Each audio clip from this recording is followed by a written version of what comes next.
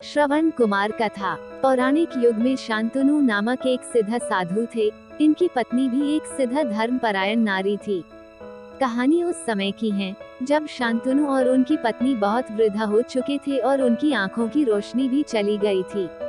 इन दोनों का एक पुत्र था जिसका नाम था श्रवण कुमार। श्रवण कुमार बहुत ही सरल स्वभाव का व्यक्ति था।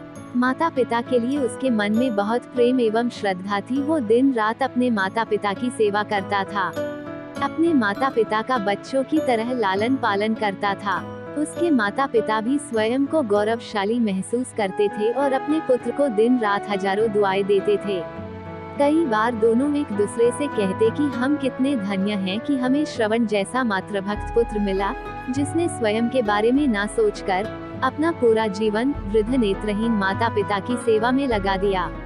इसकी जगह कोई अन्य होता तो विवाह के बाद केवल स्वयं का हित सोचता और बूढ़े नेत्रहीन माता पिता को कहीं छोड़ आता और खुशी से अपना जीवन यापन करता।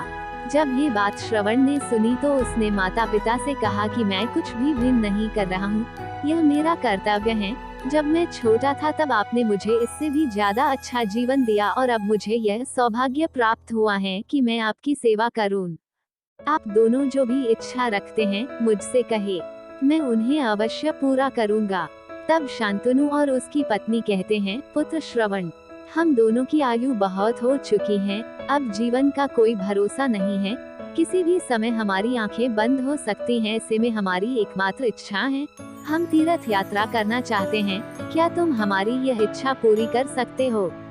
श्रवण कुमार अपने माता पिता के चरणों को पकड़कर अत्यंत प्रसन्नता के साथ कहता है, हाँ पिताश्री, यह तो मेरे लिए परम सौभाग्य की बात होगी कि मैं आप दोनों की इच्छा पूरी करूं। श्रवण अपने माता पिता को तीर्थ करवाने हेतु एक कावड़ तैयार करता है, जिसमें एक तरफ शांतनु एवं दूसरी तरफ उनकी पत्नी बैठती हैं और कावड़ के डंडे को अपने कंधे पर लादकर यात्रा शुरू करता है। उसके हृदय में माता पिता के प्रति इतना स्नेह है कि उसे उस कावड़ का लेश मात्र भी भार नहीं लगता।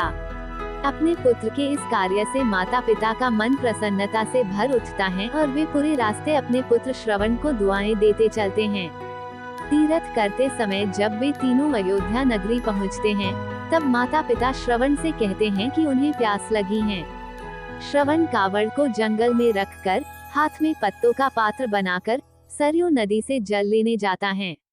उसी समय उस वन में अयोध्या के राजा दशरथ आखेट पर निकले थे और उस घने वन में वो हिरण को शिकार बनाने के लिए उसके पीछा कर रहे थे। तभी उन्हें घने जंगल में झाड़ियों के पार सरयू नदी से पानी के हलचल की आवाज आती है।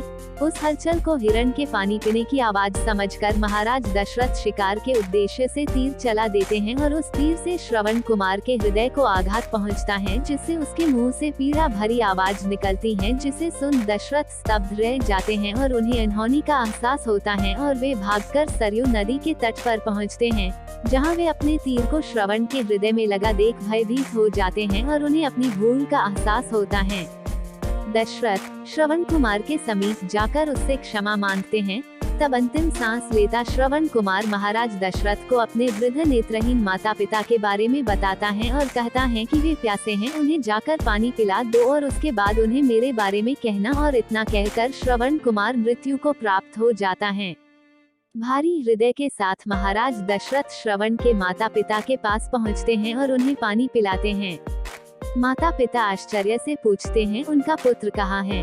वे भले ही नेत्रहीन हो, पर वे दोनों अपने पुत्र को आहट से ही समझ लेते थे। माता पिता के प्रश्नों को सुन महाराज दशरथ उनके चरणों में गिर जाते हैं और बीती घटना को विस्तार से कहते हैं। पुत्र की मृत्यु की खबर सुनकर माता पिता रोने लगते हैं और दशरथ से उन्हें अपने पुत्र के पास ले जाने को कहते हैं। महाराज दशरथ कावड़ उठाकर दोनों माता पिता को श्रवण के शरीर के पास ले जाते हैं। माता पिता बहुत जोर जोर से विलाप करने लगते हैं। उनके विलाप को देख महाराज दशरथ को अत्यंत ग्लानि का आभास होता है और वे अपनी करनी की क्षमा याचना करते हैं। लेकिन दुखी पिता शांतनु महाराज दशरथ को श्राप देते हैं कि जिस तरह मैं शांतनु पुत्र वियोग में मरूंगा, उसी प्रकार तुम भी पुत्र वियोग में मरोगे। इतना कहकर दोनों माता पिता अपने शरीर को त्याग मृत्यु को प्राप्त हो जाते हैं। महाराज दशरथ श्राप मिलने से अत्यंत व्याकुल हो जाते हैं और कई वर्षों बाद जब उनके पुत्र राम का राज्य अभिषेक होता है, तब माता कैकेयी के वचन के कारण राम, सीता और लक्ष्मण को 14 वर्षों का वनवास स्वीकार करना पड़ता है और इस तरह महाराज दशरथ की मृत्यु भी पुत्र वियोग में होती है। अपने अंतिम दिनों में उन्हें शांतनु के कहे शब्द याद आते हैं और वे राम के वियोग में अपना शरीर त्याग देते हैं।